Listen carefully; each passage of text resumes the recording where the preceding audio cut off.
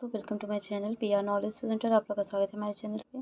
तो आज मैं लेक्चर 13 लाई हूँ घटना चक्र समान विज्ञान का, जो 1990 से लेकर 2023 तक के सारे प्रश्न पत्र इंक्लूड हैं। तो घटना चक्र की सीरीज चल रही है, इसमें 13 लेक्चर हैं। सबके प्ले लिस्ट बने हुए हैं, सारे सब्जेक्ट में करवा रही हूँ और सर भी करवा रहे हैं। तो प्लीज़ चैनल को लाइक शेयर सब्सक्राइब करें। अगर आप यूपीएससी यूपीपीसीएस या किसी भी एग्जाम की प्रिपरेशन करें, खासकर आरओ यूपीपीसीएस, तो मस्ट है ये करना। तो चलिए स्टार्ट करते हैं बिना टाइम वेस्ट किए हुए घटना। तो आज हम साइंस में करेंगे रसायन विज्ञान को। तो किसी तत्व के सूक्ष्मतम कण जिनसे अणु बनते हैं तथा जो रासायनिक अभिक्रिया में अवघटित हुए भाग लेते हैं परमाणु कहलाते हैं। परमाणु रासायनिक रूप से अविभाज्य होते हैं। उनका आकार अति सूक्ष्म और भार बहुत ही कम होता है। तो साइज ऑफ एटम क्या होता है? परमाणु में सबसे छोटा परमाणु हाइड्रोजन का है। हाइड्रोजन की परमाणु त्रिज्या इतनी है, ये ख्याल सब याद नहीं करना है। तो परमाणु भार क्या होता है? परमाणु में सबसे हल्का परमाणु हाइड्रोजन का होता है। और परमाणु की संरचना और जो भी है यहाँ पर, क्योंकि अगर आपने कभी नहीं पढ़ा हो तो इतना समझ नहीं आएगा, लेकिन मैं क्वेश्चन करवा दूंगी, क्वेश्चन अनुसार आप समझ जाएंगे। परमाणु क्रमांक होता है किसी तत्व के परमाणु नाभिक में उपस्थित प्रोटॉनों की संख्या, उस तत्व का परमाणु क्रमांक होता है। द्रव्यमान क्या होता है? किसी परमाणु के नाभिक में उपस्थित प्रोटॉन और न्यूट्रॉनों की संख्या को उस परमाणु का द्रव्यमान कहा जाता है। और सम इलेक्ट्रॉनिक क्या होते हैं? जिन आयनों और परमाणु में इलेक्ट्रॉनों की कुल संख्या बराबर होती है, जैसे यहाँ सोडियम मैग्नीज और देख सकते हैं। समस्थानिक क्या होते हैं? समान परमाणु क्रमांक परंतु भिन्न परमाणु द्रव्यमान वाले। संभारी क्या होते हैं? समान परमाणु द्रव्यमान और भिन्न परमाणु क्रमांक वाले, जस्ट अपोजिट उसका। ये देखिए, ये अल्फा बीटा गामा किरणें हैं, उनमें अंतर है, तो इसको पढ़ लीजिए, क्वेश्चन में सब हो जाएगा। तो चलिए क्वेश्चन करते हैं। आधुनिक रसायन शास्त्र का जनक किसे कहा जाता है? तो वो लेवोजियर को कहा जाता है। He is the father of the chemistry, modern chemistry. एक परमाणु के केंद्र का धनावेशित हिस्सा कहलाता है। धनावेशित क्या कहलाता है? इलेक्ट्रॉन प्रोटॉन न्यूट्रॉन, तो कहलाता है प्रोटॉन। एक मिनट, सॉरी, उसको कहा जाता है न्यूक्लियस। धनावेशित होता है न्यूक्लियस। परमाणु नाभिक के अवयव क्या हैं? तो वह है प्रोटॉन और न्यूट्रॉन। फिर परमाणु के नाभिक में कौन से मूल कण होते हैं? तो होते हैं प्रोटॉन और न्यूट्रॉन। और निम्नलिखित में से कौन सा विकल्प गलत है? तो इसमें जो है, नाभिक के अंदर प्रोटॉन और इलेक्ट्रॉन की उपस्थिति कार्य परमाणु विद्युत रूप से उदासीन होता है। नहीं, ऐसा कोई रीजन नहीं। इलेक्ट्रॉन ऋण आवेशित होता है तथा इसका द्रव्यमान नगण्य होता है। परमाणु संख्या एक तत्व के परमाणु क्रम प्रोटॉनों की संख्या, तो ये सब सही है। अगला है आणविक संरचना के बारे में निम्नलिखित में से कौन सा कथन सही है? तो जो है, ये प्रोटॉन तथा न्यूट्रॉन न्यूक्लियस में होते हैं तथा इलेक्ट्रॉन न्यूक्लियस के इर्द गिर्द चक्कर लगाता है, तो ये सही है। ठीक है, फिर है नेक्स्ट, निम्नलिखित में से कौन सा अणु एटम का भाग नहीं है? तो वह है फोटॉन। इलेक्ट्रॉन प्रोटॉन और न्यूट्रॉन तो है, लेकिन प्रोटॉन थोड़ी ना है। एक ही प्रकार का परमाणु निम्न में से किस में मिलता है? तो मिलता है प्राकृत तत्वों में। परमाणुवी नाभिक किसने खोजा था? परमाणुवी नाभिक को किसने खोजा था? तो रदरफोर्ड ने खोजा था। एटम में न्यूट्रॉन की खोज किसने की? तो वो की थी चैडविक ने। और निम्नलिखित में से कौन एक अणु परमाणविक कण नहीं है? तो वह नहीं है इसमें से न्यूट्रॉन प्रोटॉन इलेक्ट्रॉन ड्यूट्रॉन है। ठीक है, फिर निम्नलिखित में से कौन सा एक कण प्रतिकण युग्म है? तो वह है इलेक्ट्रॉन और पॉजिट्रॉन। अब नेक्स्ट है, मिलान करना है, तो ठीक है, मिलान करते हैं। तो शून्य द्रव्यमान होता है न्यूट्रॉनों का। आंशिक आवेश किस में होता है? तो क्वार्क में होता है। आंशिक प्रचरण किस में होता है? पॉजिट्रॉन में होता है। पूर्णांक प्रचक्रण इफोनॉन में होता है, तो ऑप्शन हो गया ए।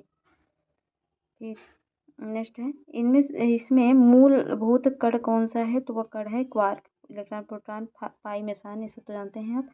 आसपास के सभी पदार्थ मूल कणों से बने होते हैं। ये कण दो प्रकार के होते हैं, जिन्हें क्वार्क एवं लेप्टॉन कहते हैं। बहुचर्चित गॉड पार्टिकल क्या है? तो वह है हिग्स बोसान।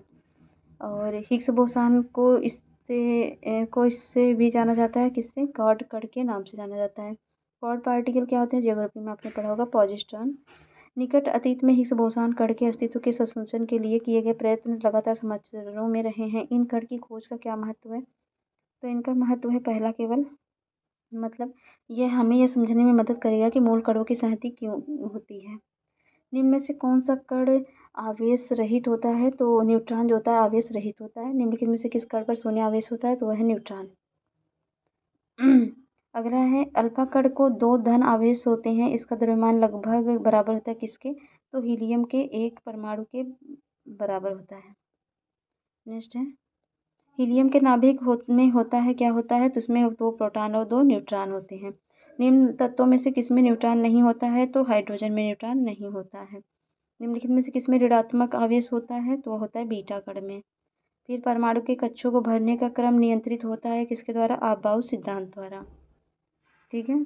और रासायनिक तत्वों के अणु के संदर्भ में चुंबकीय क्वांटम संख्या का संबंध क्या है, तो अभिविन्यास से है। एक तत्व के इलेक्ट्रॉन और न्यूट्रॉनों की संख्या 18 और 20 है। तत्वों की द्रव्यमान संख्या कितनी होगी, तो 38 होगी। इन दोनों को जोड़ेंगे आप। फिर है द्रव्यमान बराबर प्रोटॉन प्लस न्यूट्रॉन होता है। जिस तत्व के परमाणु में 2 प्रोटॉन 2 न्यूट्रॉन हो 2 इलेक्ट्रॉन हो तो उस तत्व की द्रव्यमान कितनी होगी, तो वो होगी 4। अभी आपने देखा द्रव्यमान बराबर न्यूट्रॉन प्लस प्रोटॉन। अगला है नाभिक की द्रव्यमान संख्या क्या होती है, तो न्यूट्रॉन और प्रोटॉनों की संख्याओं के एक योग के बराबर होती है। प्लूटोनियम न्यूक्लाइड के नाभिक में न्यूट्रॉनों की संख्या होती है, तो वो होती है 148। तो इसमें देख सकते हैं परमाणु जिनमें प्रोटॉनों की संख्या समान परंतु न्यूट्रॉनों की संख्या भिन्न भिन्न होती है, वो क्या होती हैं, समस्थानिक होते हैं। फिर एक तत्व के समस्थानिक अलग अलग होते हैं किसमें, तो वो होते हैं द्रव्यमान की संख्या में। नेक्स्ट है समस्थानिक होते हैं किसी एक ही तत्व के परमाणु जिनका क्या होता है, परमाणु भार भिन्न भिन्न परंतु परमाणु क्रमांक एक समान होता है। फिर है किसी परमाणु नाभिक का आइसोटोप वह नाभिक है जिसमें क्या होता है, उसमें होता है प्रोटॉनों की संख्या वही होती है परंतु न्यूट्रॉनों की संख्या भिन्न होती है। निम्न में न्यूट्रॉनिक समूह कौन सा है, तो वह है कार्बन नाइट्रोजन और ऑक्सीजन का। ये देख सकते हैं 14 15 16। ठीक है। और रेडियो एक्टिव मापी जाती है किससे, तो रेडियो एक्टिव मापी जाती है आपके इसे गाइगर काउंटर से। फिर रेडियो एक्टिव का आविष्कार किया था किसने, तो बैकुरेल ने किया था रेडियो एक्टिव का आविष्कार 1896 में। फिर नेक्स्ट है रासायनिक एवं भौतिक परिवर्तन विलयन आदि। तो कुछ परिवर्तन जिनके दौरान कोई नए पदार्थ नहीं बनते हैं, इसके विपरीत कुछ अन्य परिवर्तन हैं जिनके दौरान नए पदार्थ बनते हैं, इसलिए इसके आधार पर नए पदार्थ बनते अथवा नहीं हैं। इन सबके फिजिकल और केमिकल रिएक्शन होते हैं। फिजिकल परिवर्तन क्या होते हैं, परिवर्तन जिनमें कोई नया पदार्थ नहीं बनते हैं भौतिक परिवर्तन कहलाते हैं। भौतिक परिवर्तन में शामिल हैं उनके बेस्ट आइडेंटिटी परिवर्तन नहीं होता है। फिर इसमें होता है रासायनिक परिवर्तन, परिवर्तन जिनमें नए पदार्थ बनते हैं। फिर यहाँ पर भौतिक और रासायनिक परिवर्तन देख सकते हैं। भौतिक परिवर्तन नया पदार्थ नहीं बनता, इसमें नए पदार्थ बनते हैं। भौतिक परिवर्तन एक अस्थायी परिवर्तन, ये रासायनिक परिवर्तन एक अस्थायी परिवर्तन, ये अस्थायी है। ये परिवर्तन में आसानी से उत्क्रमणीय होता है, इसमें अनुत्क्रमणीय होता है, मतलब रिवर्स रिएक्शन नहीं होते हैं। फिर विलयन क्या होता है, 2 या 2 से अधिक पदार्थों के समांगी मिश्रण को विलयन कहते हैं। विलय क्या होता है, जो घोला जाता है किस चीज़ में, अगर आपको घोलते हैं। डाइल्यूट विलयन क्या होता है, जो तनु होता है हल्का होता है। संतृप्त क्या होता है, जो जैसे चीनी है, अगर चीनी को पानी में घोलते जाएंगे चीनी डालते जाएंगे पानी में, तो एक टाइम ऐसा आएगा कि घुलना बंद हो जाएगा, तो हो जाता है स्थिर, जिसे सैचुरेटेड सॉल्यूशन बोलते हैं। विलेयता कहते हैं किसी पदार्थ की वो मात्रा जो निश्चित ताप पर 100 ग्राम विलायक को संतृप्त करने के लिए आवश्यक होती है। परासरण क्या होता है, विलायक के अणुओं को पारगम्य झिल्ली द्वारा होकर शुद्ध विलायक के विलयन में तन्वय सांद्रण विलयन की ओर जाना। ठीक है। भौतिक परिवर्तन एक उदाहरण किसका, तो वह है पानी में चीनी का घुलना। और जल का वाष्प में परिवर्तन कहलाता है, तो उसको भौतिक कहते हैं।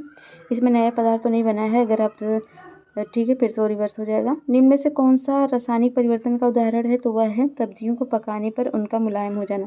सब्जियां पक के मुलायम हो जाएंगी, फिर से मुलायम सब्जियां नहीं बन जाएंगी, मतलब कन्वर्ट नहीं हो जाएंगी, तो इसलिए। उच्चतर तापमानों पर रासायनिक अपक्रिया की तीव्रतर हो जाती है। उच्चतर तापमान पर आणविक गति और द्रुत हो जाती है, तो कौन सा सही है, तो कथन कारण दोनों सही। कारण कथन की व्याख्या भी कर रहा है।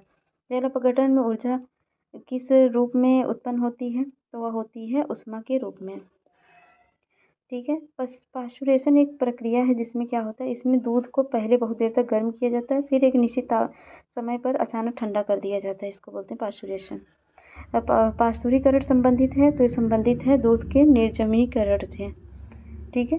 निम्नलिखित में से कौन सा सम्मिलित नहीं है, तो अलवणीकरण समुद्री जल, प्रतिलोम परासरण पेयजल होता है, विकृतीकरण प्रोटीन होता है, पास्चुरीकरण चाय का नीम दूध का होता है। फास्फेट परीक्षण किसके विश्लेषण हेतु उपयोग में किया जाता है, तो ये किया जाता है जो है चाय दूध पानी सब में। अशुद्धियों के कारण द्रव का क्वथनांक क्या होता है, अगर अशुद्धियाँ हो जाएंगी द्रव का क्वथनांक बढ़ जाएगा, मतलब ज़्यादा द्रव को गर्म करना पड़ेगा। एक है नमक और बर्फ़ के मिश्रण से 0 डिग्री से नीचे का तापमान प्राप्त होता है। नमक बर्फ़ के हिमांक से बढ़ा देती है। तो वो ये सही है, लेकिन आर गलत है। निम्नलिखित कथनों पर विचार कीजिए। शुद्ध जल में नमक को घोलने से जल का क्वथनांक बढ़ जाता है। एक ही जल का हिमांक घट जाता है। जल में जब मिथाइल अल्कोहल डालते हैं तो वह क्वथनांक घट जाता है। नहीं, अगर कोई चीज़ इसमें डालें तो बढ़ जाएगा, और दोनों के दोनों कथन इसमें गलत हैं। और दूध का उदाहरण है एक ये इमल्सन पायस का।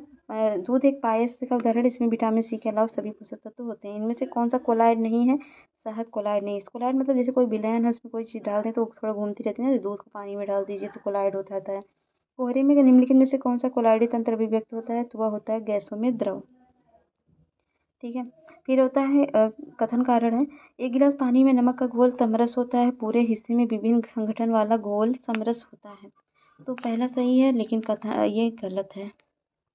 ठीक है। यदि 100 ग्राम चीनी को आधा लीटर पानी में मिलाकर एक असंतृप्त चीनी का घोल तैयार किया जाए तो निम्न में से कौन सी भौतिक राशि नहीं बदलेगी? तो उसका आयतन नहीं बदलेगा, आयतन वही रहेगा।